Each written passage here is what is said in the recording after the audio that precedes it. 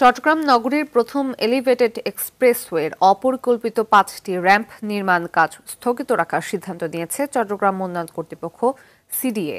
অপ্রয়োজনীয়তা, পরিবেশগত উদ্বেগ ও খরচ সাশ্রয়ের বিষয়কে অগ্রাধিকার দিয়ে এই সিদ্ধান্ত নেওয়া হয়। সিডিএ বলছে 15.2 কিলোমিটার উড়াল সড়কটির নকশা প্রণয়নের সময় কারো মতামত না নেয় এখন বিভিন্ন সংস্থা থেকে আপত্তি আসছে। চট্টগ্রাম থেকে সাইফুল মাহমুদের প্রতিবেদন, জানাচ্ছেন নুসরাত জাহান সিনথি, ছবি তুলেছে ইমরাউল কায়েস। বছর শেষের খুশি নগদে হবে বেশি। নগদ পেমেন্টে নির্দিষ্ট ক্যাটাগরির কেনাকাটায় 300 টাকা পর্যন্ত ক্যাশব্যাক। আগস্টে গণঅভ্যুত্থানের পর আওয়ামী লীগ সরকারের পতন হলে নতুন করে সিডিএ বোর্ড গঠন করে চট্টগ্রাম উন্নয়ন কর্তৃপক্ষ।